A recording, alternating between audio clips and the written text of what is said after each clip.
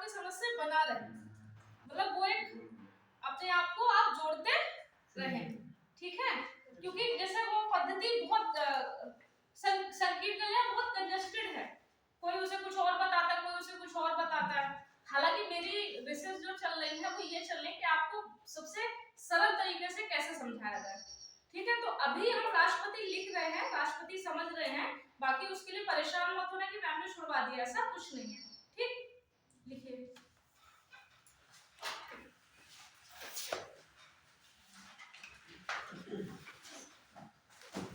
लिखिए अनुच्छेद 60 उसमें शपथ 60 क्या है लिख लीजिए, अनुच्छेद 60 शपथ। अच्छा क्लास का है क्या? नहीं बच्चे कम लिख रहे हैं, धूप ज्यादा। अच्छा अच्छा पानी भर गया होगा किसी एग्जाम में। इतनी बारिश नहीं हुई यहाँ पर, बारिश नहीं हुई साइड में हुई, यहाँ से हमारे यहाँ पे तो लखनऊ भर गया, ऐसा लगा मुझे जब मैं सुबह सुबह उठी तो घर के सामने रोड से अच्छा खासा पानी भर गया था।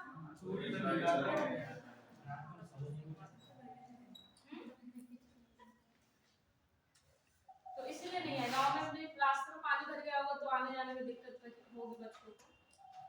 जैसे जब मैं छोटी थी, मतलब स्कूल जाया करती थी, जैसे ही पानी बरसा तो मुझे मतलब नहीं है, मुझे बस बताना है कि पानी भर गया, छुट्टी हो जाती थी।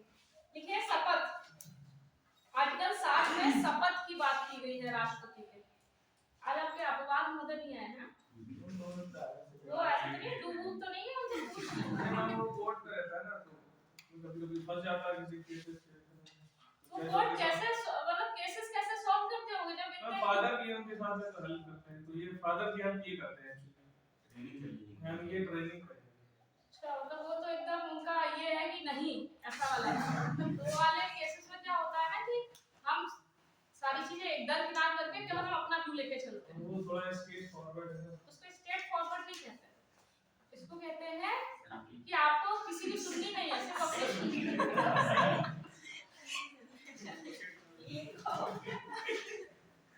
अनुच्छेद 60 शपथ, इसके नीचे लिखिए भारत के मुख्य न्यायाधीश, भारत के मुख्य न्यायाधीश या उनकी अनुपस्थिति में, या उनकी अनुपस्थिति में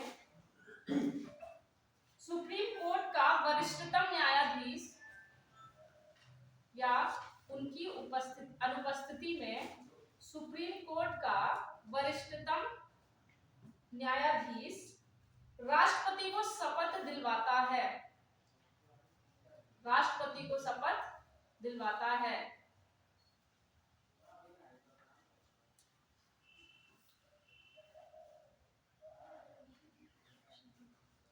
इन्वर्टेड कॉमा में लिखिए राष्ट्रपति जो शपथ लिखा है, मैं विधि, मैं मतलब मैं के बाद वो डैश कर लेना, वहां पे वो अपना नाम लेते होंगे कि मैं फलाना विधि और संविधान के, विधि और संविधान के परिरक्षण, संरक्षण और प्रतिरक्षण बनाए रखूंगा। विधि संविधान की परिरक्षण, संरक्षण और प्रतिरक्षण को बनाए रखूंगा। अनुच्छेद 61 महाभियोग, महाभियोग, अनुच्छेद 61 महाभियोग। देखिए राष्ट्रपति को संविधान के अतिक्रमण, ये इन्वर्टेड कॉमा एकमात्र इस बेसिस पे ही हटाया जा सकता है, संविधान के अतिक्रमण, मतलब उन्होंने संविधान के हिसाब से वो काम नहीं कर रहे हैं, अपनी मनमर्जी चला रहे हैं, इसको अतिक्रमण कहते हैं। क्या लिखा, संविधान के अतिक्रमण के आधार पर ही महाभियोग द्वारा हटाया जा सकता है, के आधार पर ही महाभियोग द्वारा हटाया जा सकता है।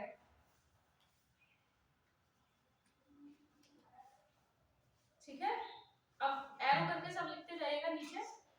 महाभियोग का प्रस्ताव, महाभियोग का प्रस्ताव संसद के किसी भी सदन में लाया जा सकता है। संसद के किसी भी सदन में लाया जा सकता है। नेक्स्ट, जिस सदन में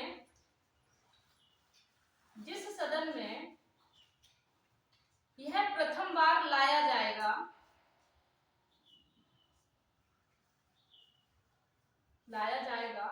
उस सदन की कुल संख्या का 1/4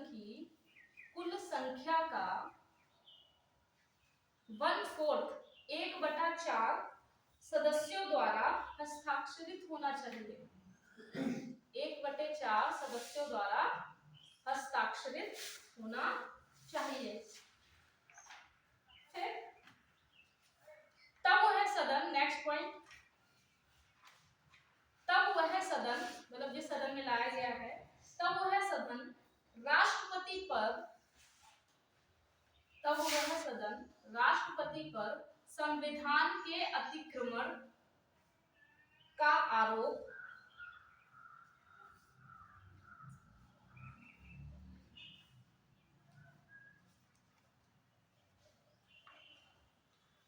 लगाएगा,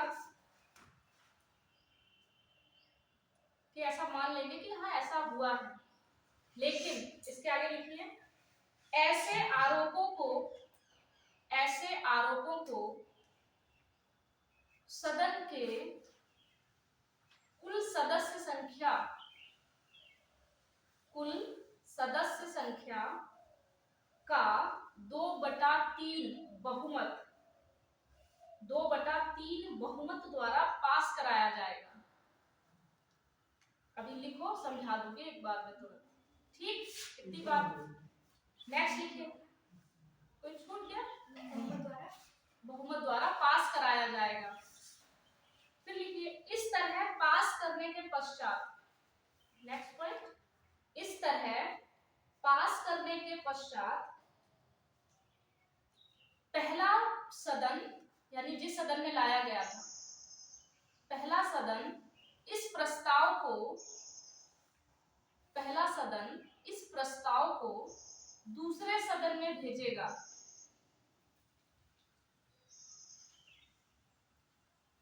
तब जब दूसरे सदन में भेज दिया गया, तब दूसरा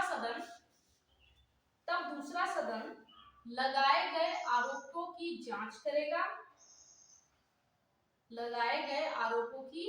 जांच करेगा तथा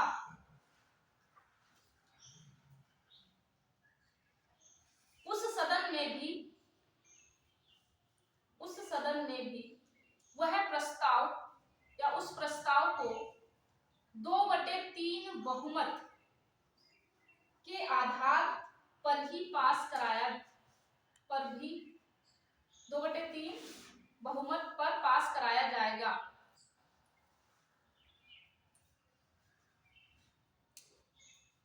नेक्स्ट टाइम, इस तरह महाभियोग के प्रस्ताव को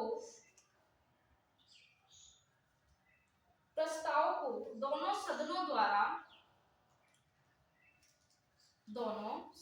द्वारा अलग अलग पास कराने के बाद राष्ट्रपति अपने पद से पदमुक्त हो जाएगा।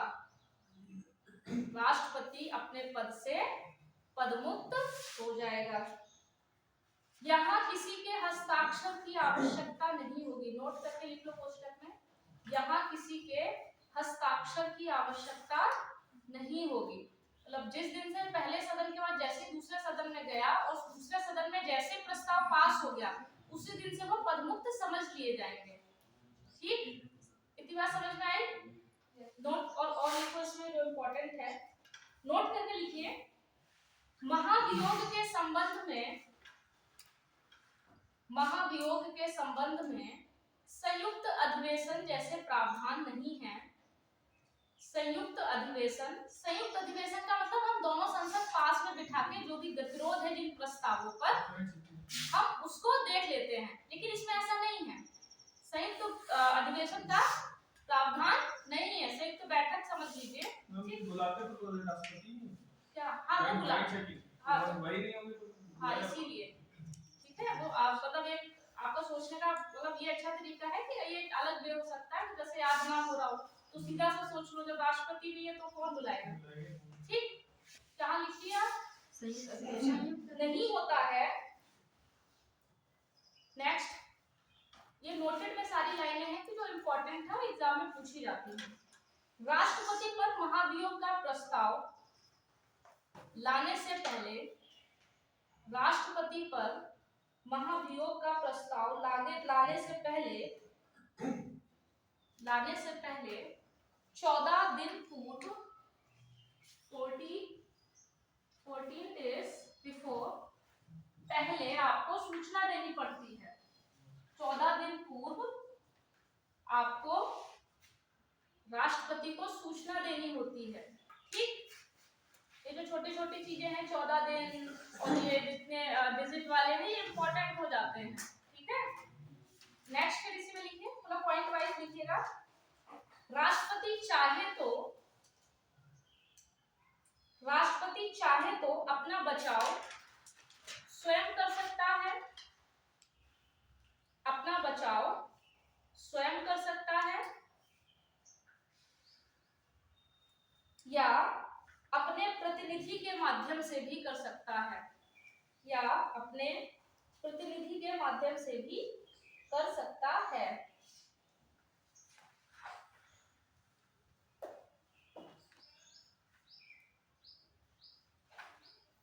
ठीक है, फिर लिखिए, नेक्स्ट लिखिए, महाभियोग अर्ध न्यायिक प्रक्रिया है। महाभियोग अर्ध न्यायिक प्रक्रिया है।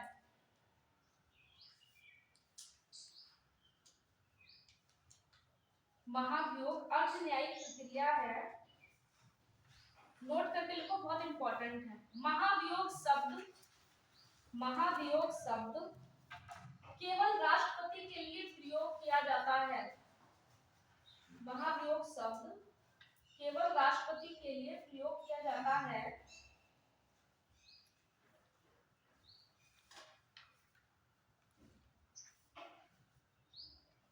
अन्य लोगों के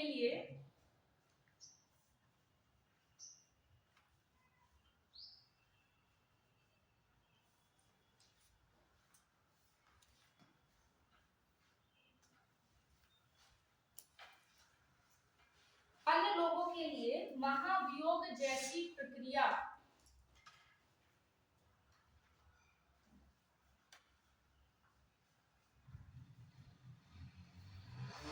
अन्य, जैसे मान लीजिए सुप्रीम कोर्ट के न्यायाधीशों को भी हम कैसे महाभियोग लगता है उनके लिए, लेकिन उसमें हम महाभियोग जैसी प्रक्रिया का यूज करते हैं, ना कि महाभियोग। ठीक, महाभियोग सिर्फ और सिर्फ राष्ट्रपति के लिए है। इस बात को समझ पाए। नेक्स्ट लिखिए, महाभियोग, जैसे महाभियोग जैसी ये रुक जाइए, महाभियोग जैसी प्रक्रिया का हम प्रयोग करते हैं। जैसे किन किन के लिए करते हो, जैसे करके लिखिए, जैसे सुप्रीम कोर्ट और हाई कोर्ट के जज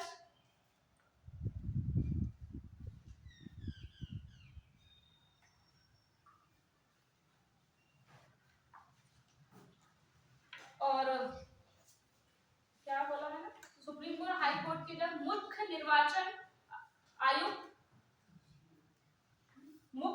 निर्वाचन आयुक्त, कैग, नियंत्रक एवं महालेखा परीक्षक, मतलब नियंत्रक एवं महालेखा परीक्षक, ये चारों के लिए महाभियोग जैसी प्रक्रिया होती है, ना कि महाभियोग। महाभियोग सिर्फ और सिर्फ राष्ट्रपति के लिए है। ठीक, फिर लिखिए, महाभियोग कहाँ से लिया गया है? देखिए, महाभियोग अमेरिका से लिया गया है।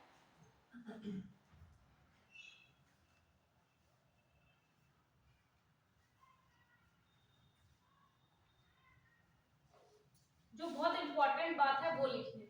जैसे अभी आपको पता था चुनाव में सारे भाग लेते हैं, जो भी 4 कैटेगरी हमने डिवाइड की थी, आप उसमें लिखिए जो इंपॉर्टेंट बात लिखिए। विधानसभा लिखिए, विधानसभा के निर्वाचित सदस्य, विधानसभा के निर्वाचित सदस्य राष्ट्रपति के चुनाव में भाग तो लेते हैं, राष्ट्रपति के चुनाव में भाग तो लेते हैं, परंतु महाभियोग में भाग नहीं लेते। ठीक, इस बात को समझ में आया? केवल राज्यसभा और लोकसभा के जितने भी सदस्य हैं केवल वही भाग लेते हैं। नेक्स्ट और लिख लीजिए, संसद के मनोनीत सदस्य राष्ट्रपति के चुनाव में भाग नहीं लेते। संसद के मनोनीत सदस्य, हमने पढ़ा था मनोनीत केवल निर्वाचित, तो संसद के मनोनीत सदस्य राष्ट्रपति के चुनाव में भाग नहीं लेते, किंतु महाभियोग में भाग लेते हैं। ये बड़ी बड़ी छोटी छोटी बातें हैं मगर मोटी मोटी बातें हैं, छोटी मगर मोटी बातें।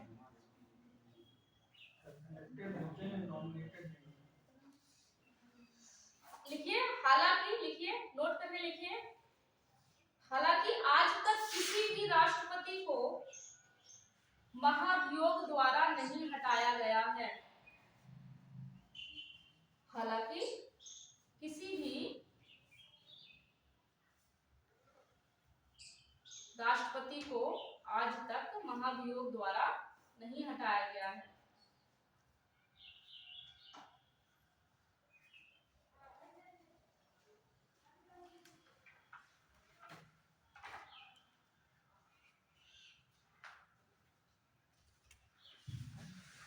अब इसको एक बार समझो मैं क्या कह रही थी। जैसे महाभियोग की बात आ रही,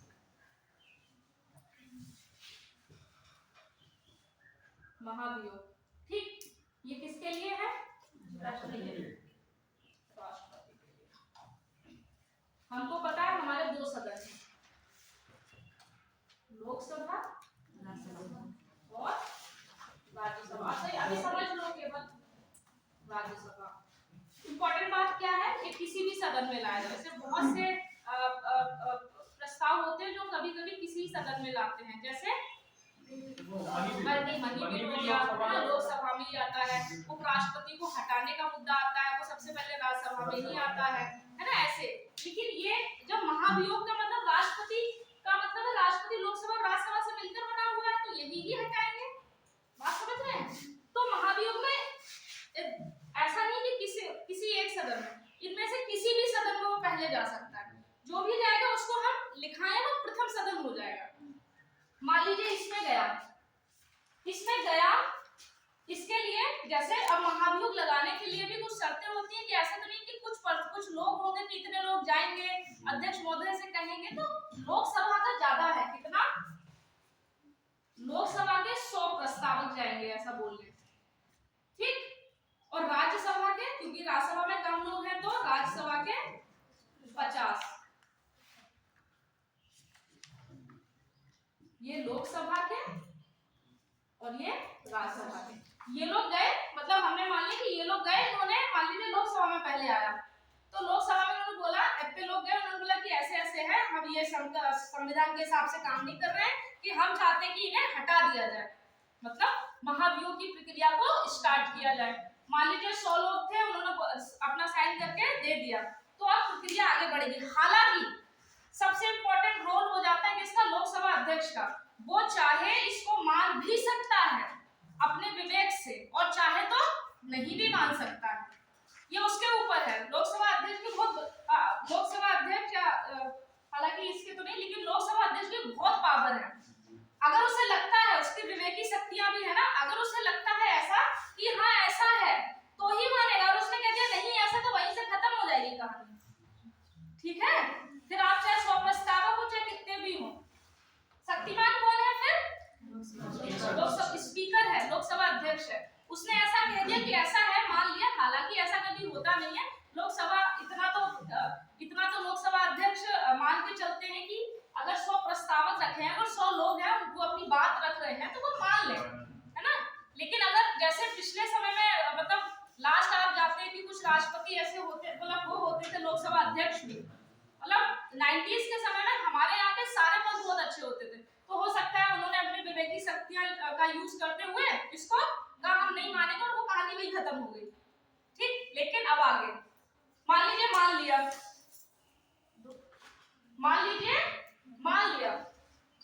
बहुत बेहतर। आपके सीडीओ सर बोले थे क्लास कब से? 1 से ना 1 तारीख से है ना क्लास? मैसेज आ गया आप लोग को? आया ना ग्रुप में। फाइनली यहाँ बहुत वो हो जाता है यार, वॉशरूम की व्यवस्था बिल्कुल भी नहीं है, मतलब हाँ तो क्या था? हाँ तो मान लीजिए लोकसभा में गए ये लोग, ठीक, लोकसभा में जैसे गए तो लोकसभा क्या करेगी, पहले तो वो भी देखेगी कि ऐसा है या नहीं है। वो अपना जो भी है अपना कमेटी को भेजे, और जो भी उनके कुछ कमेटी से हम संसदीय कमेटियां पढ़ेंगे तो उन कमेटियों के अपने काम होते हैं जांच पड़ताल करने के, मतलब स्पेशली जांच पड़ताल करने के। तो जैसे लोकसभा में गया तो एक मतलब जो भी कमेटी बनाई जाएगी उसको भेज दिया जाएगा, ठीक है, और उससे भी होगा कि वो उसकी रिपोर्ट देगी और लोकसभा अध्यक्ष को लग जाता है ऐसा है, तो फिर क्या करेंगे कि आप वोटिंग कराइए। वोटिंग 2/3 होगी। 2/3 का मतलब समझते हैं कि बहुत विशेष बहुमत की बात हो जाती है कि 3 में से 2 तो होने ही होने चाहिए। समझ पा रहे? ये इसीलिए इतनी कठोर है, इसीलिए ये मतलब इतनी कठोर है, इसीलिए ज्यादातर आप देख रहे होंगे कि महाभियोग ऐसे मुद्दे कभी जल्दी आते, मतलब सफल नहीं होते। जिसमें भी विशेष बहुमत वाली बात आ गई, जिसमें भी वोटिंग 2/3 वाली आ गई, 2/3 वाली वोटिंग में ऐसा बहुत कम होता है कि वो पास हो जाए, क्योंकि 2/3 मैटर बहुत करता है। जैसे सामान्य बहुमत है कि 50 का अपना +1 कर दो तो हाँ तुरंत हो जाएगा, ठीक, लेकिन इसमें भी क्या 2/3 वाला चक्कर है, ठीक। अगर वहां से पास हो गया, मान लीजिए 2/3 लोगों ने इसको पास कर दिया तो वहां से कहानी खत्म। अब ये वाली बात दूसरे सदन को जाएगी, दूसरा सदन फिर यही चीज को करेगा कि क्या ऐसा है, ऐसा तो नहीं पहले सदन से गलती हो गई हो कोई, तो हमने इतने बड़े पदों को कार्यकाल की सुरक्षा ऐसे ही नहीं दी है, उनके हटाने की प्रक्रिया को इतना कठिन ऐसे ही नहीं बनाया गया है कि कहीं किसी भी स्तर पर गलती ना हो जाए। आप कभी-कभी देखते भी होंगे कि मतलब महाभियोग चलाने की बात भी चलती है कभी-कभी से, लेकिन कभी देखा जब नहीं इसमें हो ही नहीं सकता, क्योंकि 2/3 मेजॉरिटी मिली नहीं। और संभवतः यही होता है कि लोकसभा में जैसे मान लीजिए लोकसभा में जो जिसका राष्ट्रपति है उसकी तो बहुमत है ही है, तो वो क्यों लेके आएगा, ठीक है ना। और राज्यसभा में आप मान लीजिए राज्यसभा में लेके गए तो वो फाइनली वहां जाना तो है ही उसे, तो वहां से भी खत्म ही हो जाना है, तो ऐसी चीजें हो नहीं पाती। राज्यसभा में जाएगा, राज्यसभा में भी वही पूरी प्रोसेस है कि वो जांच करेंगे, कमेटियों को भेजेंगे, और बाद में अगर यहाँ से भी पास हो जाता है 2/3 मेजॉरिटी से, तो जैसे ही पास हुआ उसी दिन से उसी तारीख से राष्ट्रपति का पद खाली समझ लिया जाएगा, रिक्त समझ लिया जाएगा। समझ गए इतनी बात? कोई दिक्कत है? नहीं, पुनर्विचार के लिए नहीं दे सकती राज्यसभा लोकसभा को। राज्यसभा है इसमें कैसे भेज लेंगे, क्योंकि भाई 2/3 का मैटर है, 2/3 का मैटर ये है कि किसी ने इतने लोग वो सोच समझ के इस बात को लिया है, वो पुनर्विचार विधेयकों में होता है, ये एक प्रक्रिया है, समझ पाए? विधेयक जो होते हैं उसमें पुनर्विचार, समझ पाए?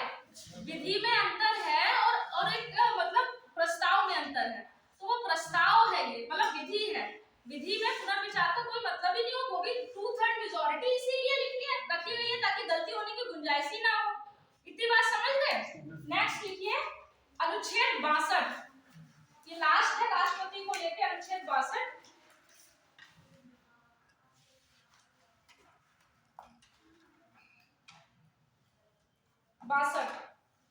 राष्ट्रपति का कार्यकाल समाप्त होने से पहले नए राष्ट्रपति का चुनाव कर लिया जाएगा। राष्ट्रपति का कार्यकाल समाप्त होने से पहले नए, ये वो वाली प्रोसेस है कि पूरा राष्ट्रपति है, उन्होंने पूरा कार्यकाल कर लिया, लेकिन कार्यकाल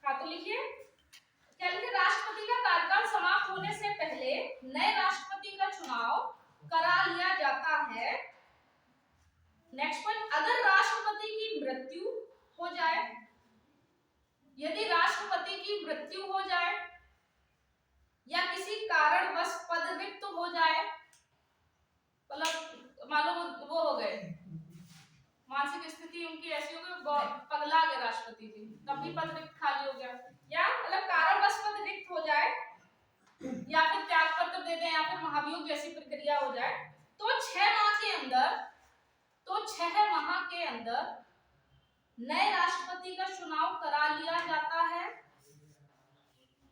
इस प्रकार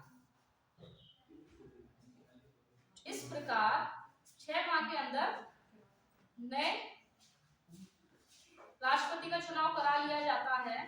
इस प्रकार उसका कार्यकाल 5 वर्ष ही होगा। ऐसा नहीं कि मान लीजिए महाभियोग 3 वर्ष हो गए और 3 वर्ष में महाभियोग आ गया, तो जो नया राष्ट्रपति मतलब आएगा तो उसका मतलब वो नहीं होगा कि वो 2 साल के लिए होगा, वो अपना पूरा 5 साल के लिए ही होगा।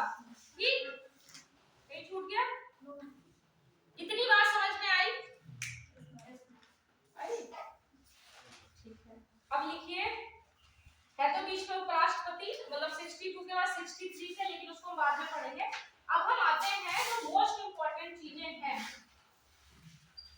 बड़ा बड़ा लिखिए, जो सबसे इंपॉर्टेंट है, जो मेंस के पर्पस से भी इंपॉर्टेंट है। राष्ट्रपति की शक्तियां हेडिंग डालिए।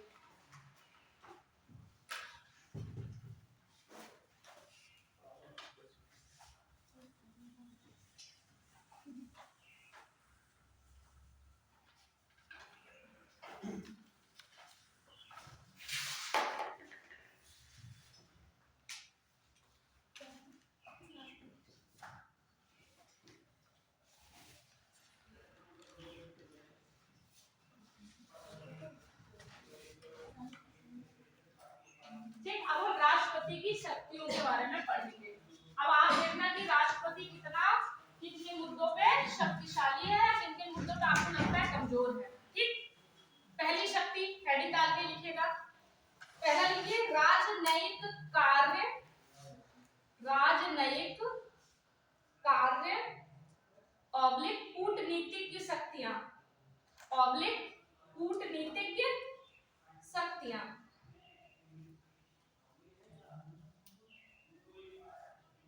मतलब राजनीति के स्तर पर हम जब किसी दूसरे देश में अपना प्रतिनिधित्व कर रहे होंगे, तो उस प्रतिनिधित्व में अगर कोई संधि या समझौते हो रहे हैं, कूटनीति का मतलब होता है कि हम किसी दूसरे राष्ट्र की बात कर रहे हैं, हम उसके साथ अपने संबंध की स्थापना की बात कर रहे हैं, तो ऐसे मुद्दे पे जितनी भी संधि होंगी या जो भी समझौते होंगे वो राष्ट्रपति के नाम पे होंगे। ठीक है, समझ पाए इस बात को? और हमारे जैसे विदेशों में जो जितने भी उच्चायुक्त हैं, उनका अगर हम स्वागत के टाइम पे देखा जाए तो कोविंद कह रहे हैं, राष्ट्रपति जी ही होंगे उसके मेन, प्रधानमंत्री तो चले जाते हैं, लेकिन हमारे देश का प्रतिनिधित्व पूरे विश्व में कोई करता है तो वो कौन करता है? राष्ट्रपति। ठीक, तो ये उसकी कूटनीतिक शक्तियां हैं, राजनीति स्तर पर शक्तियां हैं। तो वो कौन कौन सी है वो लिख लो फास्ट। राष्ट्रपति के नाम से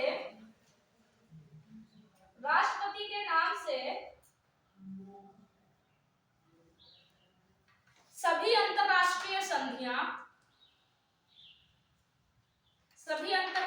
संधियां व समझौते किए जाते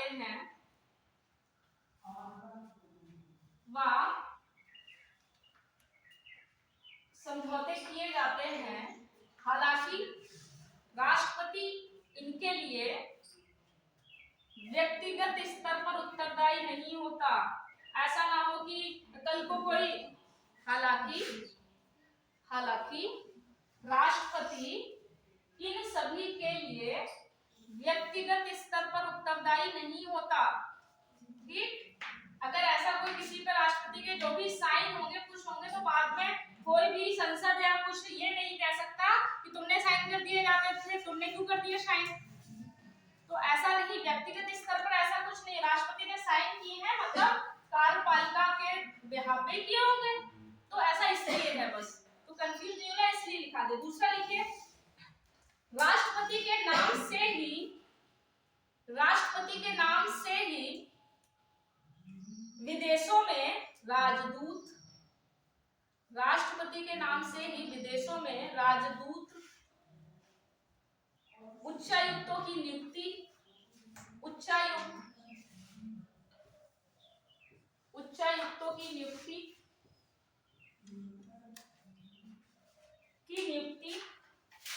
की जाती है। ये सभी लोग राष्ट्रपति के नाम पर काम करते हैं, इनका अपना कोई वजूद नहीं होता है। ये सभी लोग राष्ट्रपति के नाम पर अपना काम करते हैं। इन्हें केवल राष्ट्रपति का प्रतिनिधि कहा जाएगा, लेकिन एज अ हेड बोला जाएगा तो कौन? राष्ट्रपति। नेक्स्ट पॉइंट लिखिए, राष्ट्रपति विदेशों में देश का प्रतिनिधित्व करता है।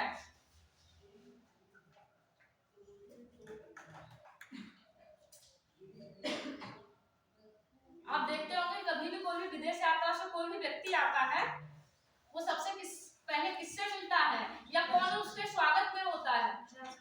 राष्ट्रपति जी।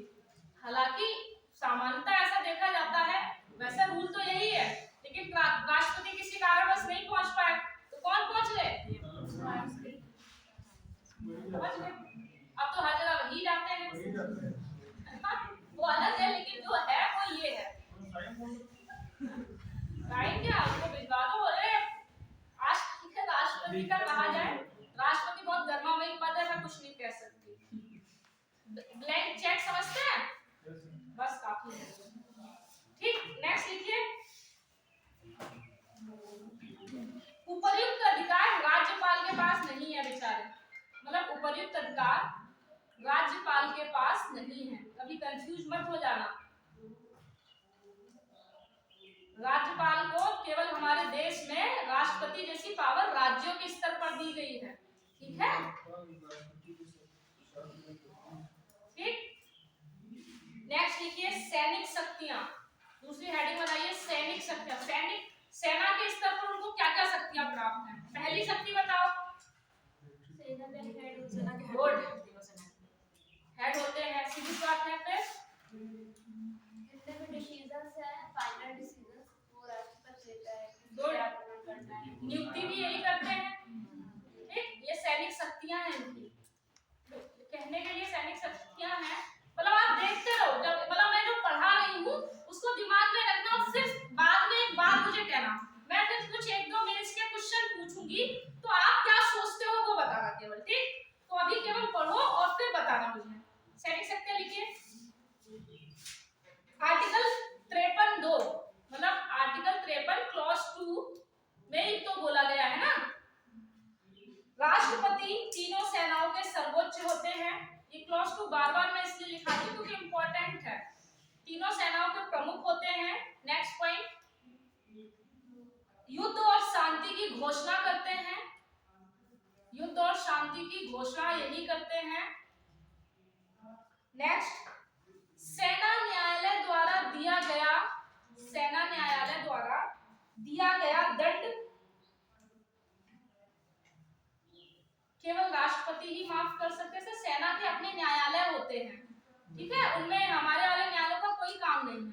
ठीक, लेकिन राष्ट्रपति के पास एक सैनिक शक्ति ये भी है, सेना न्यायालय के खिलाफ अगर वो चाहे तो दंड की सीमा को कम कर सकते हैं, उसको बदल सकते हैं। ठीक, ये उसकी सैनिक शक्ति है, समझ पाए? नेक्स्ट लिखिए, सेना अध्यक्षों की नियुक्ति करते हैं। सेना अध्यक्षों की नियुक्ति करते हैं। मेंस में तो सीधा सीधा क्वेश्चन आ जाएगा, राष्ट्रपति की शक्तियों के विषय में चर्चा कीजिए। अब आपका क्या होगा ना, आपका इंपॉर्टेंट क्या होना चाहिए कि मुझे शक्तियां तो पूरी लिख लेनी चाहिए। ये नहीं जैसे सैनिक शक्ति में 2-3 लिख दिया चलेगा, सारी भी चलोगे नहीं, लेकिन उसकी जितनी भी शक्तियां हैं, जैसे ऐसे डाला, ऐसे डाला, ऐसे डाला, जितनी शक्तियां हैं वो तो एक बार डिफाइन कर दो। ठीक, साइड से या कुछ भी जो आप जितना इनोवेटिव कर सकते हैं आप अपने आंसर में वो कीजिए। ठीक, मैं होती तो मैं तो मतलब साधारणतः सारी शक्तियां लिखती, उसके बाद भले उसमें 1-2 पढ़, भले हमें इनके सारे से सेना शक्ति है या सैनिक शक्ति है। ठीक, मेरे में इतना प्रेशर होता है कि हमको नहीं याद आता, लेकिन 2 लिख देती और काफी है। 2-3 बहुत होते हैं ये, क्योंकि 8 नंबर 12 नंबर में आएगा पूरा पेज भर जाएगा, पता भी नहीं चलेगा। ठीक, हमने कूटनीतिक शक्ति लिख दी,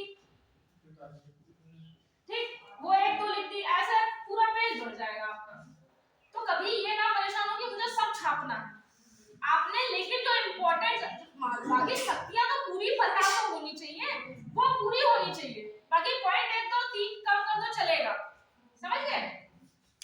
क्योंकि वो नॉर्मली शक्तियां देखेगा, अच्छा ये शक्ति है, ये शक्ति है, वो ये नहीं देखेगा, ये वो देखेगा अच्छा सैनिक शक्ति, कूटनीतिक शक्ति, परामर्श शक्ति, विवेकी शक्ति और फलानी शक्ति और ये शक्ति वो शक्ति, ठीक, और उसी में मार्क्स दे देगा, ठीक। चलिए फिर क्या थे हम, कहां थे? सेनाध्यक्षों की नियुक्ति करेगा, नोट करके लिखो, यहाँ पे अक्सर बच्चे कंफ्यूज होते हैं।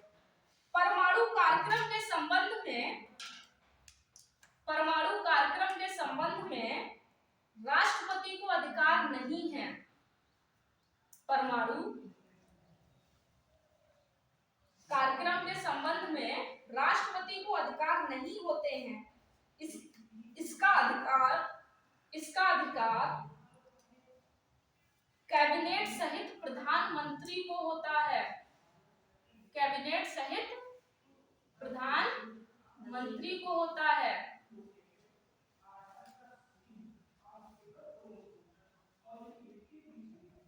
ठीक, अब जैसे हमने नॉर्मली अधिकार देखे थे कि मतलब कोई युद्ध हो जाए तो इसकी घोषणा करते हैं, इसको समाप्त करते हैं, है ना? तो नॉर्मली अधिकार में चलो ठीक है, हालांकि राष्ट्रपति जितना भी कुछ भी करता है वो हम सब जानते हैं कार्यपालिका की सलाह पर करता है, मंत्रिपरिषद की सलाह पे करता है, ठीक। लेकिन परमाणु एक ऐसा है जिसमें परमाणु कार्यक्रम से रिलेटेड जितने भी होंगे उसमें राष्ट्रपति का कोई रोल नहीं है। आपने अभी जब देखा था वो हमारा फेल हो गया था, जब सोमनाथ जी गए थे तब कौन गए थे? प्रधानमंत्री। और आप ये भी देखते होंगे बार बार प्रधानमंत्री ही न्यूज दे रहे थे, सारा रोल किसका था? प्रधानमंत्री। और सोमनाथ जी का बहुत अच्छे से कनेक्शन था, वहां राष्ट्रपति का कोई काम नहीं था। तो इस बात को ध्यान रखना, ठीक, यहाँ पे कंफ्यूज होने वाला कोई मुद्दा नहीं है। नेक्स्ट लिखिए, कार्यपालिकाई अधिकार, मतलब वो कार्यपालिका का मतलब आप समझ ही रहे हैं, जो शासन करती है कहीं ना कहीं, सरकार समझ लीजिए। तो सरकार को कैसे नियंत्रण रखती है वो, है ना, उसकी कुछ है पावर। हालांकि वो पावर बहुत इंपॉर्टेंट नहीं है कार्यपालिका के लिए कि कार्यपालिका को एक तरीके का अंकुश लगा दे, लेकिन नाम मात्र की दी दे दी नहीं है, वो लिखिए हेडिंग डालिए, कार्यपालिका शक्तियां या अधिकार। पहला, आर्टिकल 53(1) के तहत कहा गया है, वही वाली बात पूरी लिख लो। आर्टिकल 53(1) के तहत कहा गया है संघ की कार्यपालिका शक्ति राष्ट्रपति में निहित होगी।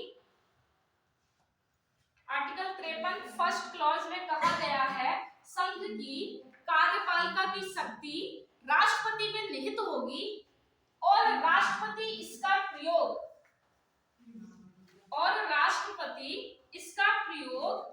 स्वयं या अपने अधीनस्थों के माध्यम से करेंगे। संघ की कार्यपालिकाई शक्ति राष्ट्रपति में निहित होती है, राष्ट्रपति में निहित होती है और राष्ट्रपति इस शक्ति का प्रयोग स्वयं या अपने अधीनस्थों के माध्यम से प्रयोग करता है। एक तो ये कार्यपालिकाई शक्ति हो गई, ठीक, समझ पाए इस बात को? एक कार्यपालिका की शक्ति का ये, दूसरा कार्यपालिकाई शक्ति क्या है बोलिए? आर्टिकल 77 अनुच्छेद 77 के अनुसार 77 अनुच्छेद 77 के अनुसार 77 के अनुसार भारत सरकार की समस्त कार्यपालिकाई शक्ति का संचालन, भारत सरकार की समस्त कार्यपालिकाई या कार्यपालिका शक्ति का संचालन व कार्य नाम से होते हैं।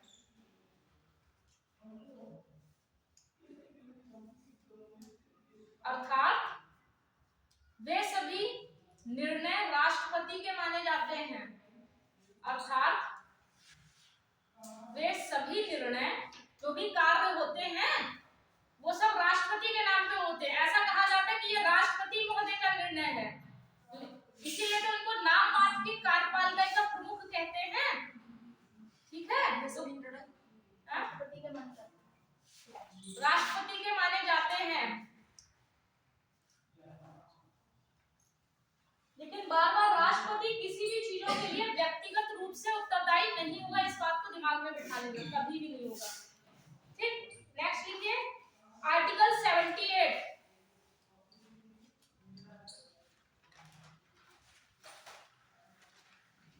प्रधानमंत्री से सूचना प्राप्त करना। राष्ट्रपति का एक ये भी कार्यपालिका शक्ति है, वो चाहे तो प्रधानमंत्री से सूचना ले सकते हैं, जनाब आप कर क्या रहे हैं, बताइए देश में क्या चल रहा है, आपकी क्या स्थिति है आपके विकास की, वो ऐसा कर सकते हैं, हालांकि कोई राष्ट्रपति करता नहीं है। तो अनुच्छेद लिखिए, अनुच्छेद 71, प्रधानमंत्री से सूचना प्राप्त करना। ठीक, लिखिए इसके आगे पॉइंट बना के लिखिए, प्रधानमंत्री का यह कर्तव्य होगा, प्रधानमंत्री का यह कर्तव्य होगा कि राष्ट्रपति को सूचना प्रदान करें एवं राष्ट्रपति का यह अधिकार होगा, एवं राष्ट्रपति का यह अधिकार होगा कि प्रधानमंत्री से सूचना प्राप्त करें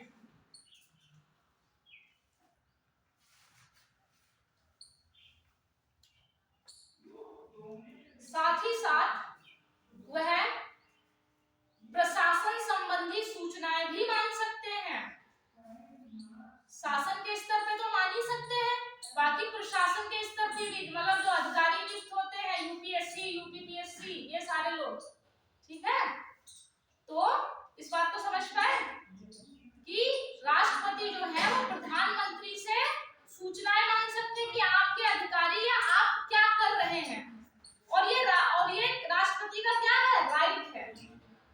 किसी ने राष्ट्रपति को बैठ के पढ़ाना पड़ेगा राष्ट्रपति मुझे, ठीक, इस बात को समझ पाए, तेज बोला करो। नेक्स्ट लिखिए फिर, राष्ट्रपति निम्नलिखित की नियुक्ति भी करता है।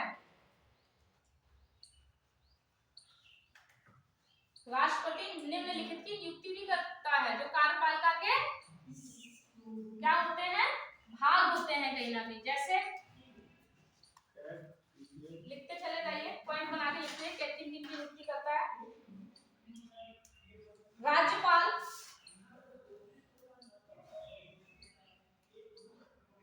अटॉर्नी जनरल,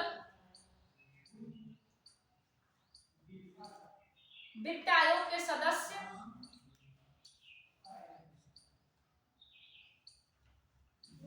सुप्रीम कोर्ट और हाई कोर्ट के न्यायाधीश,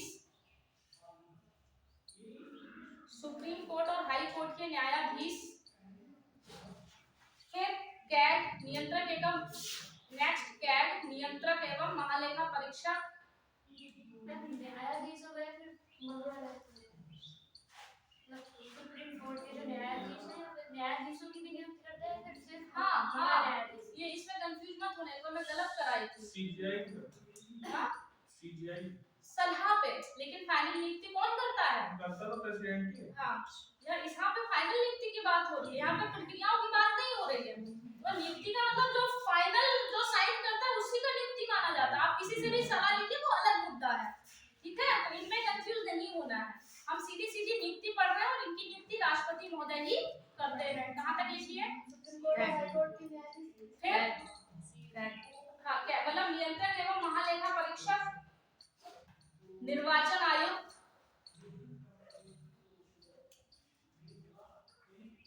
लोकसभा के अध्यक्ष, प्रधानमंत्री और अन्य मंत्री। अन्य मंत्री मतलब प्रधानमंत्री के ही जो मंत्रिमंडल होगा उनका, हाँ, ठीक।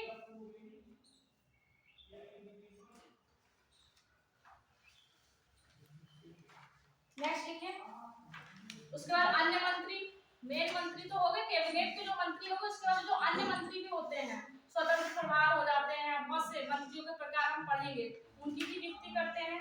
यूपीएससी की नियुक्ति वही करते हैं। हाँ? यूपीएससी में भी वही अध्यक्ष लिखाई तो।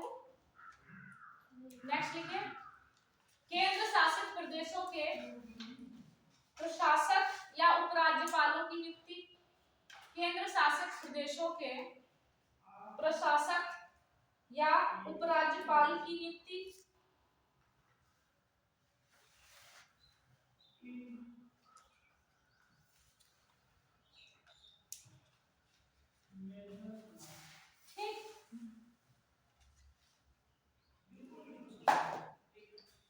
नेक्स्ट लिखिए विधायी शक्तियां।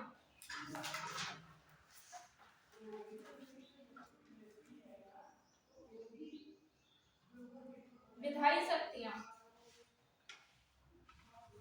एक्चुअली ऐसा कहा जा रहा था कि आज टीसीएस का रिजल्ट आ रहा है, अब ये कंफर्म नहीं आज आ रहा है कि कल आ रहा है, तो मेरा ज्यादातर ध्यान वही है इस समय। देखिए विधायी शक्तियां, विधायी मतलब कानून बनाने में राष्ट्रपति की क्या भूमिका है, क्या शक्ति। अब आपने कार्यपालिका शक्ति देखी, कोई बहुत इंपॉर्टेंट शक्ति है क्या? नियुक्ति फिक्ति केवल साइन करना ही होता है, बस इसलिए नियुक्ति है। ठीक है, एक बहुत अच्छी नियुक्ति हमको वो लगी कि वो चाहे तो प्रधानमंत्री से सूचना प्राप्त कर सकते हैं, लेकिन नहीं करते, भैया उनका मुद्दा है। लेकिन आजकल जैसे इससे पहले के जितने भी उच्चतम मतलब मुख्य न्यायाधीश हुआ करते थे, है ना, जैसे इस समय कौन है? चंद्रचूड़ जी है। चंद्रचूड़ जी से पहले कौन थे? उनके फादर वो भी चंद्रचूड़ ही है, एक वो थे जिनको राज्यसभा में सदस्यता के लिए भी ऑफर आया था, बहुत बवाल मचा था। चंद्रचूड़ के फादर, उनका नाम याद नहीं आ रहा, रंगराजन नहीं,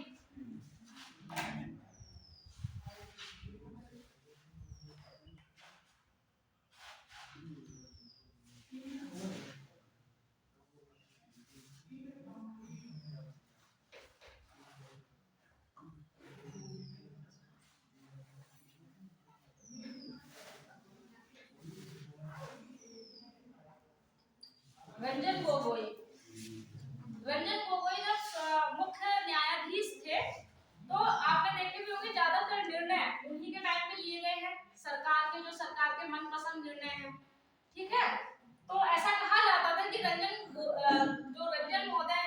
गोगोई महोदय हैं, वो सरकार से उनका अच्छा खासा वो है, सब इस बात को वो करते हैं, हालांकि कोई कह नहीं पाता क्योंकि ये सर्वोच्च न्यायालय की अवमानना हो जाती है ना।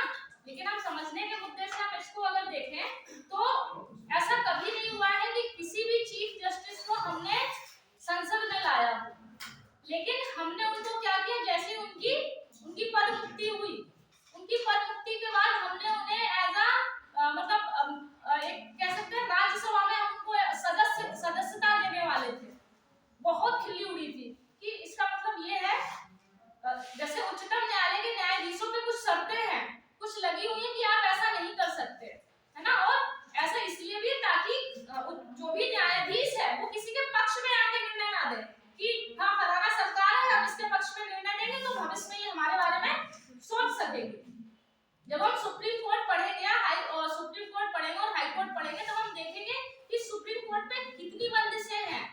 यहाँ तक कि ये भी कहा जाता है कि मंत्री जो मतलब कार्यपालिका होती है, इनके साथ सुप्रीम कोर्ट की वो नहीं हो सकती, मतलब ये लोग समारोह में नहीं मिल सकते, ये लोग शादी ब्याह में नहीं मिल सकते, इनकी मनाही होती है, इनको आप कभी साथ में नहीं देख सकते। ऐसा कभी आपने कभी किसी को साथ देखा है? नहीं। लेकिन रंजन गोगोई महोदय पे जब इनको राज्यसभा की सदस्यता देने की बात आई थी तब सबने उंगली उठाई थी, और ये सच भी है कि आप अब तक आपने निर्णय इसी बेस पे दिए थे कि कल को आपको सरकार कोई पद दे देगी, क्योंकि भाई सदस्यता का मतलब है कि अच्छी खासी आपको इतने सारी सुविधाएं मिलती हैं, सब कुछ मिलता है, तो इसलिए तो ये एक मुद्दा था। मैं बीच बीच में मुद्दों की बात इसलिए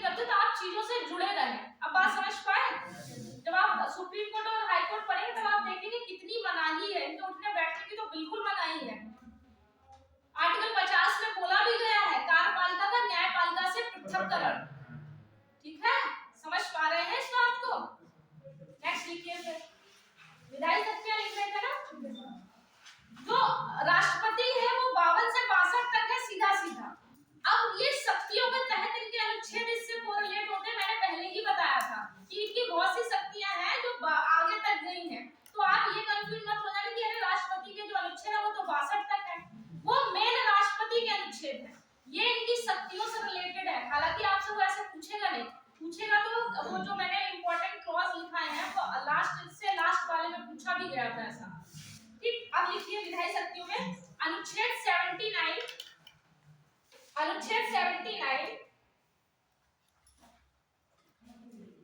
लिखिए डैश करके राष्ट्रपति संसद का अभिन्न अंग होता है।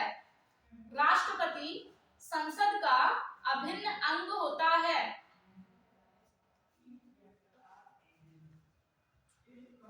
और नियम बनाने में राष्ट्रपति की महत्वपूर्ण भूमिका होती है। कैसे? जैसे जब प्रस्ताव आते हैं किसी भी नई चीज को करने के लिए, राष्ट्रपति के पास शक्तियां होती हैं कि वो पुनः विचार के लिए लौटा सकता है, पॉकेट वीटो यूज कर सकता है ना, वो ऐसा कर सकता है? वो क्या करेगा? एक ये पंखा चला दो, बीच वाला पंखा चला दो। लाइट नहीं आ रही। लाइट नहीं आ रही? नहीं छूट गया? हाँ, तो मैं क्या लिख रही थी? फिर लिखिए राष्ट्रपति लोकसभा में 2 एवं राज्यसभा में 12 सदस्यों को मनोनीत भी करता है। निर्वाचक मंडल में राष्ट्रपति द्वारा मनोनीत लोगों को इसलिए नहीं ऐड किया गया है क्योंकि भाई राष्ट्रपति ने अगर इनको मनोनीत किया तो कहीं ना कहीं फेवर आ जाता है, तो वो भी क्या करेंगे, राष्ट्रपति को, वो अपने मनपसंद के राष्ट्रपति को वोट दे देंगे, तो इसलिए उनको हटा के रखे हैं मनोनीत वाले, क्योंकि वो किसी को वो किसी का प्रतिनिधित्व नहीं करते, वो अपने क्षेत्र का प्रतिनिधित्व करते हैं। साहित्य हो गई, कला हो गया, विज्ञान हो गया, है ना, समाज सेवा हो गई। ये समझ पा रहे हैं? कहीं कुछ छूट रहा हो तो बताओ। आप लोग के चेहरे या गर्मी की वजह से ऐसे चेहरे हो रहे हैं, भगवान जाने, पर चेहरे थोड़े से खतरनाक लग रहे हैं, उस वाले एरिया के ज्यादा खतरनाक लग रहे हैं। कुछ छूट क्या? खाना नहीं खाया? खाना आज मैंने भी नहीं खाया, सुबह से जाके जूस लेके फिर घर पहुंच गए। ठीक, फिर लिखिए ये विधायी शक्तियां चल रही है। विधायी शक्तियों में क्या हमने बोला? आर्टिकल 79 के तहत अभिन्न अंग होता है। नियम, कायदे, कानून, राष्ट्रपति की उसमें भूमिका होती है, जैसे आपने देखा था, साइन होते हैं लास्ट में जाके। ठीक, फिर लिखिए और विधायी में ये भी होता है, विधान में ऐड करना, वो लोकसभा में 2 कर सकता है, राज्यसभा में 12 कर सकता है। दूसरी उसकी शक्ति लिखिए विधायी। आर्टिकल 85, राष्ट्रपति के आर्टिकल जितने भी मैं लिखा रही हूँ बहुत इंपॉर्टेंट है। अनुच्छेद 85, राष्ट्रपति सदनों का अधिवेशन बुला सकता है। राष्ट्रपति सदनों का अधिवेशन बुला सकता है। नहीं, अभी केवल अधिवेशन की बात हो रही है। राष्ट्रपति सदनों का अधिवेशन बुला सकता है, सत्र आहूत कर सकता है। नॉर्मल भी तो हम अधिवेशन बुलाते हैं, संयुक्त अधिवेशन तो जब कभी गतिरोध हो जाता है दोनों सदनों में, तब जाके हम संयुक्त अधिवेशन की बात करते हैं। वो हम लिखेंगे संयुक्त अधिवेशन किसको बुलाते हैं, अभी विशेष अधिवेशन की बात हो रही है। राष्ट्रपति बुलाता है और सत्र। फिर लिखिए वह समापन भी राष्ट्रपति ही करता है।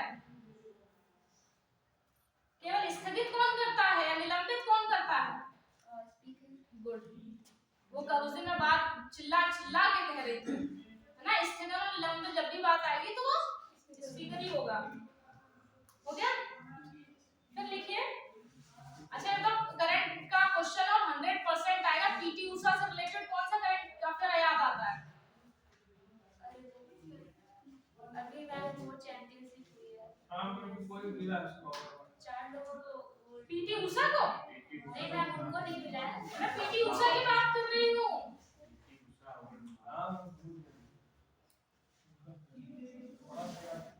आने वाला है क्वेश्चन, मान के चलो। और पाकिस्तान के सेना प्रमुख, सेना अध्यक्ष को याद कर लेना। असीम करके है कोई। पाकिस्तान का कुछ भी अच्छा होता तो पूछा जाता, जैसे लास्ट बार गन्ने वाला पूछा गया था।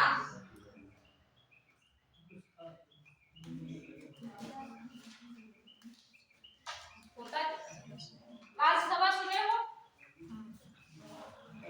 मैं इसलिए कह रही हूँ करंट अफेयर वो पढ़ो जो बीसीएस के लिए इम्पोर्टेंट है। पता नहीं आपको कौन से करंट सदस्यता मिली है पीटी उषा आएगी? नहीं मैम, मनोनीत करा गया है शायद, वो 12 सदस्यों का जो होता है उसमें। और भी कुछ इम्पोर्टेंट है, देखो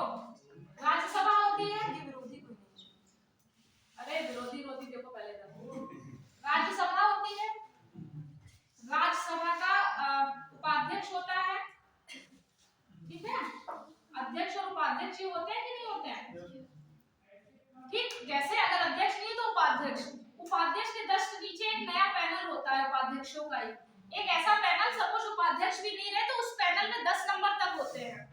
तो पीटी उषा पहली महिला ऐसी हो गई है कि वो उस पैनल में गठित हुई है, उस पैनल में उनका नाम आ गया है, उन पैनल में उनको ऐड किया गया है। समझ पाए? कौन नहीं समझ पाया उंगली वो खड़ा करे हाथ, तो मैं फिर से समझाता हूं। कितना आलसी हो क्या, मतलब समझ भी जाते हो लेकिन कुछ बताना भी नहीं है।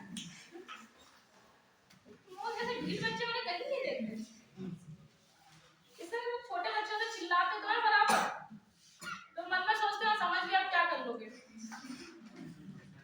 थोड़ा गरिमापूर्ण व्यवहार हमारे लिए भी रखिए कि हम चिल्लाते रहते तो बता दिया कि हाँ मैडम समझ में आ गया। अभी 5 मिनट ना हम लोग थोड़ा सा करंट पे बात करेंगे जो आ सकता है, ठीक। तो आप देखना आपका करंट कितना तैयार है। फिर हम कहाँ थे, कर सकता है तथा लोकसभा को विघटित भी कर सकता है, तथा लोकसभा को विघटित भी कर सकता है, ठीक। आर्टिकल 86 लिखिए, आर्टिकल 86, राष्ट्रपति किसी भी समय, अनुच्छेद 86, राष्ट्रपति किसी भी समय सदनों में अभिभाषण दे सकता है, अभिभाषण दे सकता है तथा साथ ही साथ सदनों को किसी मुद्दे पर संदेश भी भेज सकता है, तथा साथ ही साथ किन्हीं मुद्दों पर संसद को संदेश भी भेज सकता है।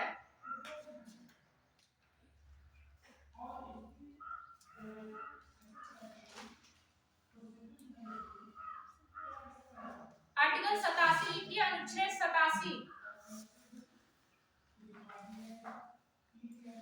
राष्ट्रपति, 87 लिखिए, राष्ट्रपति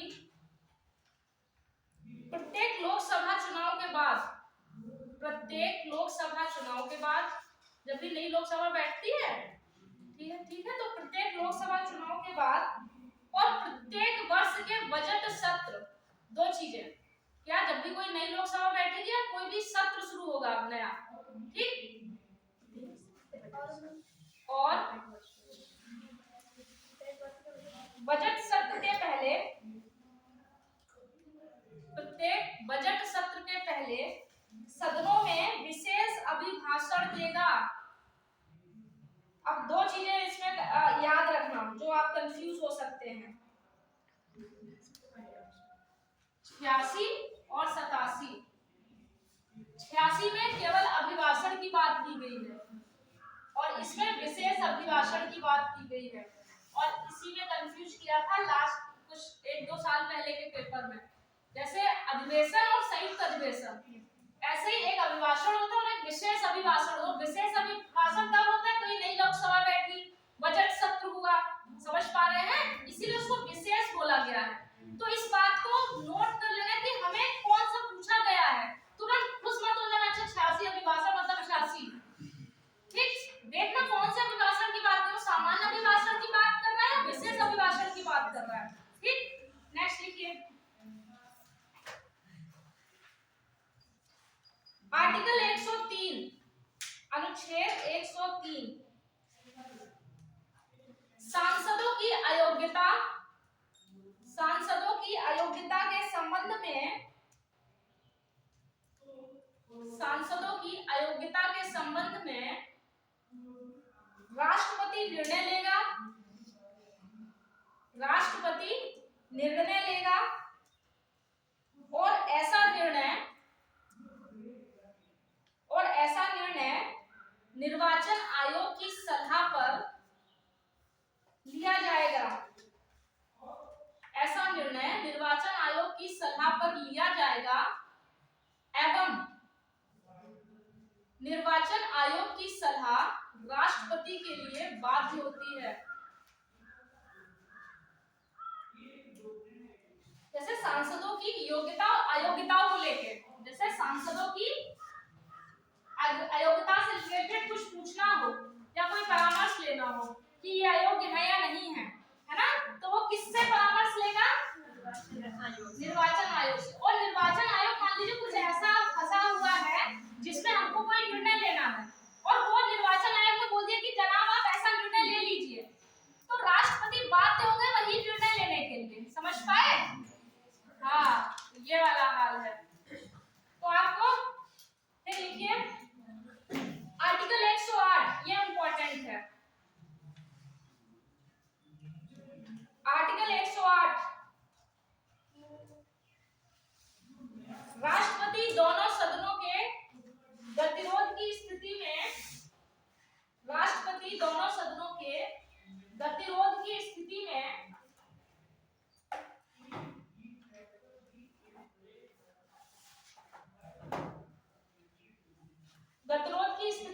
संयुक्त अधिवेशन बुला सकते हैं।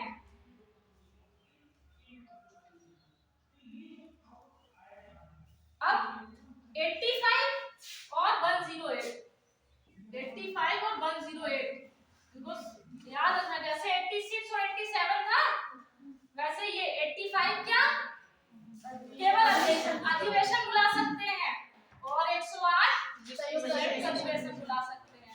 ये छोटी छोटी मगर बड़ी बातें, शक्तिमान। लिखिए 108 हो गया। आर्टिकल 200, अनुच्छेद 200, राज्य के किसी विधेयक को राज्यपाल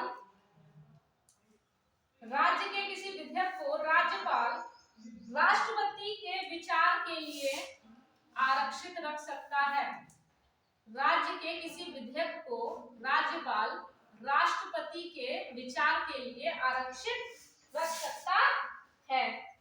जैसे मान लीजिए ऐसा हुआ, राज्य में भी अपनी विधानसभाएं मान रहे हैं, उनकी भी एक पूरी प्रोसेस है, जैसे हमारी संसद बैठती है वैसे उनकी विधानमंडल बैठता है, ठीक है। तो ऐसे ही क्या होता है, क्या होता है,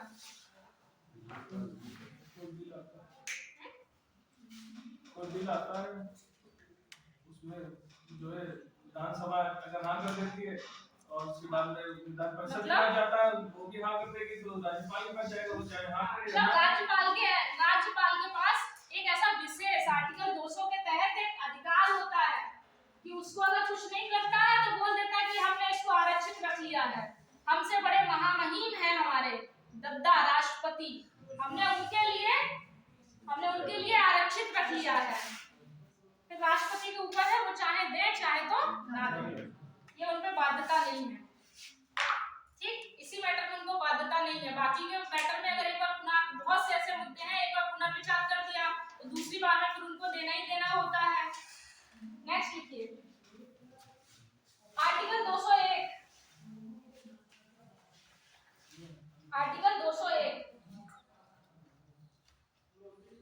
राष्ट्रपति राज्य के विधेयक पर, जो जैसा मैंने अभी कहा, राष्ट्रपति राज्य के विधेयक पर अनुमति दे सकता भी है या नहीं भी दे सकता है।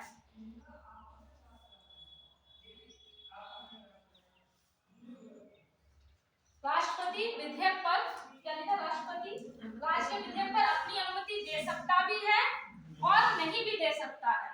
राष्ट्रपति चाहे तो उसे पुनर्विचार के लिए लौटा सकता है, राष्ट्रपति चाहे तो उसे पुनर्विचार के लिए लौटा सकता है। यदि पुनर्विचार के बावजूद भी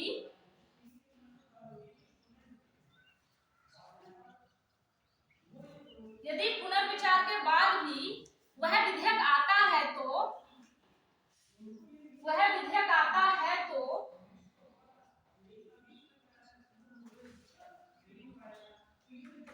तो राष्ट्रपति अनुमति दे भी सकता है, नहीं भी दे सकता है।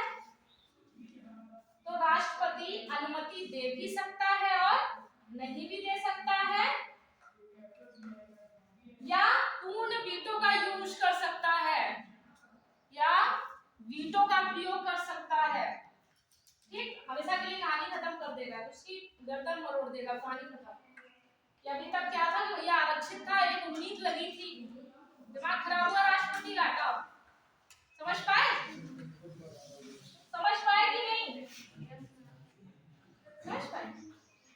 ठीक, इतना टाइम हुआ करंट और 10 मिनट और उसके बाद करंट। फिर लिखो दूसरी हेडिंग, वित्तीय शक्तियां। वित्तीय शक्तियां, वित्त को लेके क्या क्या शक्तियां हैं राष्ट्रपति के पास, वो भी नाम मात्र की, वो हम देखते हैं। 4-5 हैं। आज आपके साथी नहीं है? हाँ? घर पे काम था, कुछ करते हैं? अच्छा, टाइम पे यूटिलाइज हो रहा है। लिखिए वित्तीय शक्तियां, आर्टिकल 111, सॉरी आर्टिकल 112, आर्टिकल 112 ये वित्तीय शक्तियों के अंदर आता है। क्या है 112? लिखिए, राष्ट्रपति अपने वित्त मंत्री के माध्यम से, राष्ट्रपति अपने वित्त मंत्री के माध्यम से प्रत्येक वर्ष राष्ट्रपति अपने वित्तीय या वित्त मंत्री के माध्यम से प्रत्येक वर्ष वार्षिक वित्तीय विवरण, इसको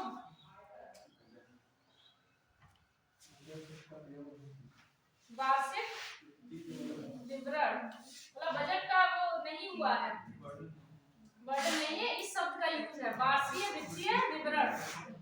वार्षिक वित्तीय विवरण प्रस्तुत करता है किसके माध्यम से?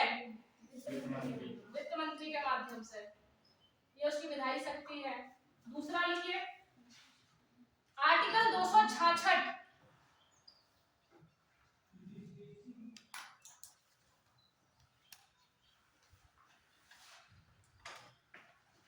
संचित निधि।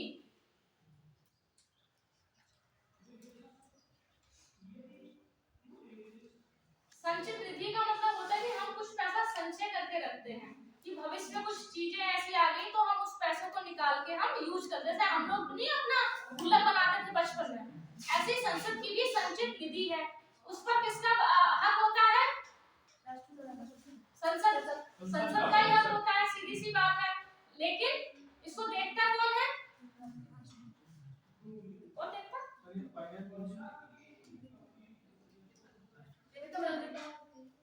वित्त मंत्री का कोई काम नहीं है। नियंत्रक एवं महालेखा परीक्षक पढ़े हैं? वो इसको देखता है कि सही तरीके से पैसा यूज हुआ है या नहीं हुआ है, देख रेख वो करता है। तो संचित निधि जो है वो फाइनली राष्ट्रपति के साइन, जैसे हमें अर्जेंट पैसा निकालना पड़ जाए तो राष्ट्रपति का साइन इंपॉर्टेंट होगा केवल। वैसे तो एक पूरी प्रोसेस होती है संचित निधि को निकालने के लिए कि हम इसके लिए विधेयक लेके आते हैं, उसके बाद निकलती है, लेकिन जैसे आकस्मिक हो जाए, मतलब अचानक से हमें संचित निधि से पैसा निकालने के लिए पड़ जाए तो राष्ट्रपति का साइन काफी है। तो इसलिए 266 संचित निधि या लिख लेना, इसका मालिक संसद होता है।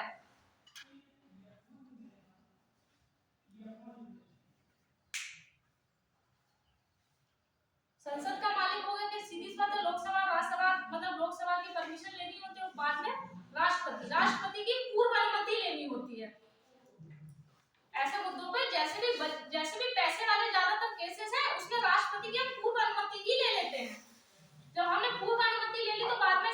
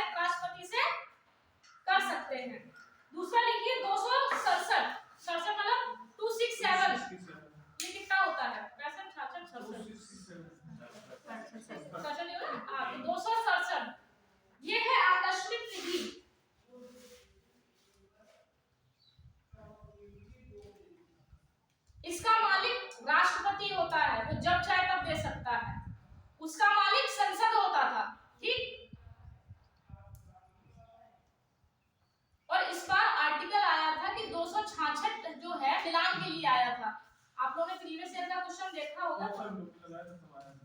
मिलान के लिए आया था, अनुच्छेद आए थे कि 266 भी था और 207 भी था और 4 थे और भी कुछ थे, एक कार्यपालिका वाला था शायद 53 दिया गया था शायद 53 था, 53 दिया गया था और यहाँ पे मिलान दे दिया। मुझे बहुत अच्छा, मतलब मैंने इसको बहुत अच्छे से पढ़ा था। अच्छा ये संचित तिथि मतलब संसद मालिक तो सीधी सी बात है, ये सबसे पहले आएगा, 266 पहले आया।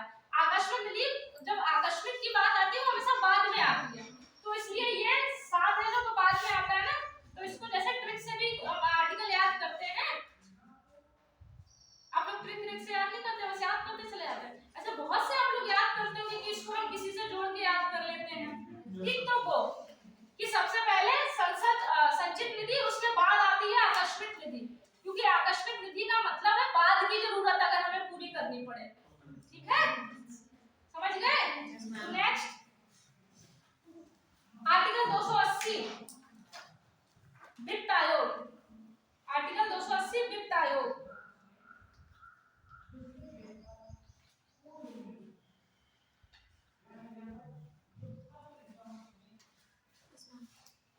वित्त आयोग, वित्त आयोग का गठन मतलब वित्त आयोग का गठन भी 5 साल में राष्ट्रपति ही करता है।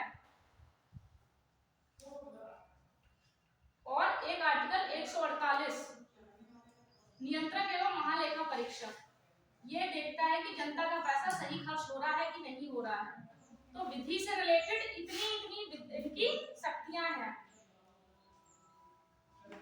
बोल ही नहीं रहे रिजल्ट कैसे आएगा, ठीक। इतनी विधिक शक्तियां हैं, जैसे आपने 6-7 लिख ली है ना, मैं बार-बार करूं, जब भी लिखना 2 या 3 लिखना। मुझे जब बहुत सारी कैटेगरीज में डिफाइन करना रहता था कोई क्वेश्चन, तो आपको बस इतना टाइम नहीं, आप मुश्किल से 2 पॉइंट लिख सकते हैं, और 2 पॉइंट में भी आप जैसे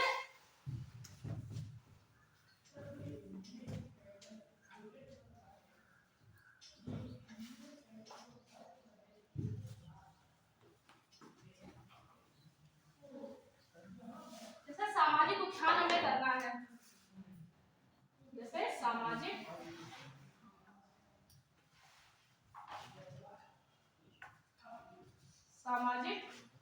उत्थान कोई हेडिंग हो गई, ठीक।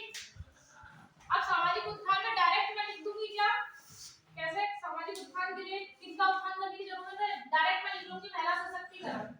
अब मैं वो बकवास नहीं लिखूंगी कि हाँ ये ऐसा होना चाहिए, पढ़ने वाला होशियार है। दिव्यांग सशक्तिकरण, दिव्यांग सशक्तिकरण और सामाजिक उत्थान के लिए नीतियों का क्या कहते हैं इसको, पारदर्शिता, नीतियों में पारदर्शिता, ये सामाजिक उत्थान के लिए इंपॉर्टेंट पॉइंट है। किसी भी समाज का उत्थान करना तो ऐसे लिखने और कुछ नहीं करना है। अब आप इसको ऐसे मत करना, मैं वही तो कह रही हूँ, मेरा 125 वर्ड लिखना रहता था 2 पेज में, एक पेज ये और दूसरा ये, ठीक। तो 100 मैं पेज पूरा भरती थी, लेकिन मेरे शब्द 80 से ज्यादा कभी नहीं होते थे। नंबर पूरे क्यों नहीं मिलेंगे, वो बहुत अच्छे मिलेंगे, उसकी चिंता ना करो। कहने का मतलब इतना है कि आपका प्रेजेंटेशन अच्छा होना चाहिए, वहां पे आपसे एक अक्षर नहीं जोड़ने वाला है। आपने ऐसा कभी नहीं, और मेरी पूरी कॉपी भर जाती थी। अभी ज्यादा नंबर लिखने, आप किस तरीके से ज्यादा लिख रहे हैं, आपने गुचुड़ कर दिया, ये कर दिया, किसको पसंद आएगा, वहां पे फेंक कर देगा। किसी ने बहुत प्यारा लिखा है, बहुत सुंदर लिखा है, भले उसने कम लिखा है, पर एक अच्छा इंप्रेशन ये गया कि इसने अच्छा लिखा है। वो मैं ये नहीं कहती 8 में से वो मुझे 7 दे देगा, लेकिन ये तो है 4 या 5 तो देगा। जिस बच्चे के 4 मतलब आधे मार्क्स भी आ जाते हैं ना, बच्चा टॉप कर जाता है। ये स्थिति है, आईएएस में तो और कम स्थिति है, पीसीएस में ये स्थिति है। तो आप आधे भी मार्क्स ले आ रहे हैं तो बहुत मतलब बहुत अच्छी बात है। और थोड़ा सा राइटिंग हमेशा बड़ा लिखना। हमको अभी एक जनाब मिले थे, उनका भी पीसीएस मैथ्स था, उन्होंने भी मेरे साथ पीसीएस मैथ्स दिया था। जिस दिन मैं लेट हो गई थी, वो उन्हीं से मुलाकात करते हुए मैं लेट हो गई, तो उन्होंने मुझसे बोला कि थोड़ा होता नहीं कि जो वो इतने दिनों से मैथ्स दे रहे, तो उन्होंने मेरी फ्रेंड से बोला, वो मेरे फ्रेंड के कोई जान पहचान थे, तो उन्होंने बोला कि अपने दोस्त से बात करा दीजिए, मैथ्स को लेके कुछ पूछना था। तो ठीक है, बैठे, हमने उनसे पूछा कि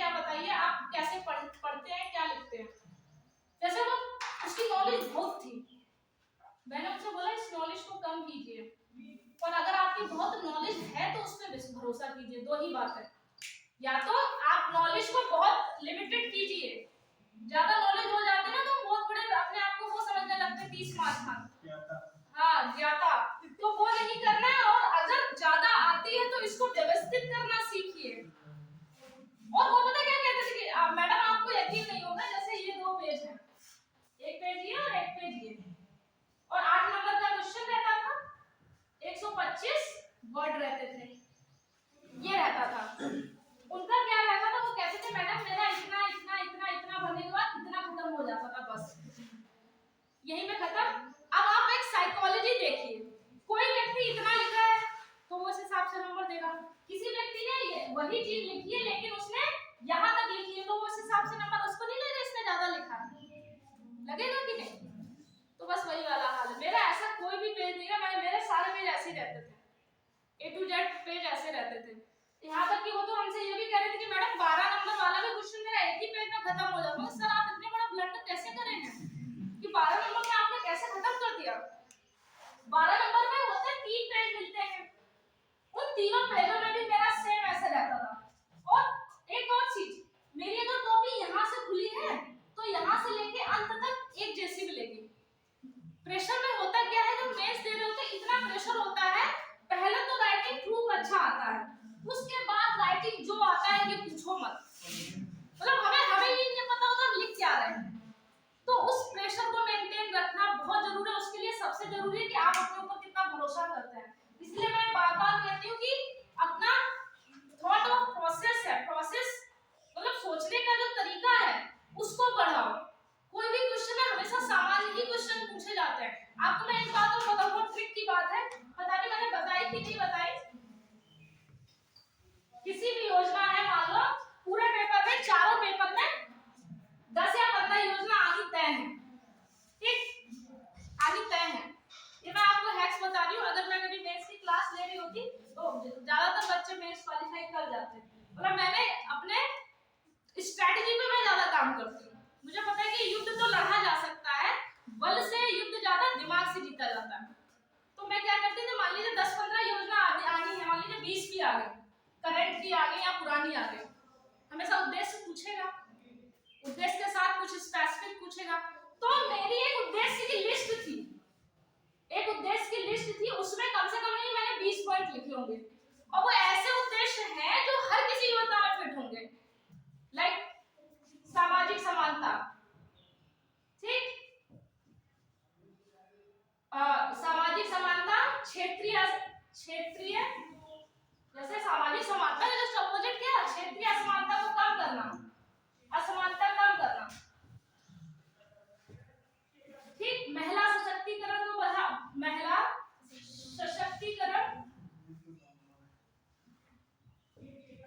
सशक्तिकरण की ओर झुकाव या महिला सशक्तिकरण पर बल, ठीक।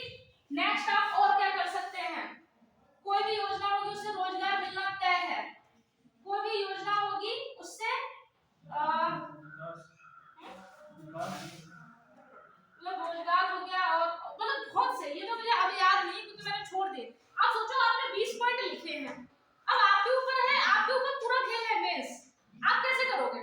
आपने 20 पॉइंट है, मान लो 8 नंबर की एक योजना आई 2 पेज में, एक ये पेज हो गया, एक ये पेज हो गया, एक योजना आई, ठीक, कोई वर्तमान की आई, लेकिन उसका आपको विशेष उद्देश्य तो पता होना चाहिए। ये तो सेम उद्देश्य तो रहेंगे ही रहेंगे, लेकिन जो एक विशेष उद्देश्य भी होगा, उस विशेष उद्देश्य को पहले लिखो, उसके बाद अन्य प्रमुख उद्देश्य, उसके बाद सारे चेप दो, तुम्हारा पेज कैसे नहीं भरेगा। तो बाद में हमेशा आपका इंट्रोडक्शन 2-3 लाइन से ज्यादा नहीं होना चाहिए, और कंक्लूजन हमेशा 2 लाइन से ज्यादा नहीं होना चाहिए, और कंक्लूजन होना चाहिए करंट से रिलेटेड।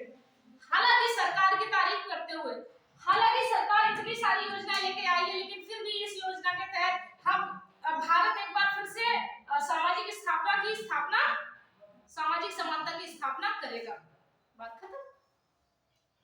ये स्ट्रेटजी होती है, ये 20-25 पॉइंट आपको हर उसमें लिखने हैं, लेकिन जो मेन उद्देश्य है वो हमेशा हर योजना का याद रखना। तो मैं इसको आपको इसलिए बता रही हूँ कि ये मतलब पढ़ने के तरीके हैं। जब भी आप पढ़ो तो ऐसे पढ़ो, तुम लोग थका देते हो। तो बताओ कैसा लगा ये आइडिया? बहुत अच्छा लगा, और ये भी बहुत अच्छा, आपको बहुत अच्छे मार्क्स दिलाएगा। एग्जामिनर पता है पहले जब कॉपी देखता है वो कि ठीक है अच्छा लिखा है, वो मुश्किल से 2 या 3 पेज देखता है।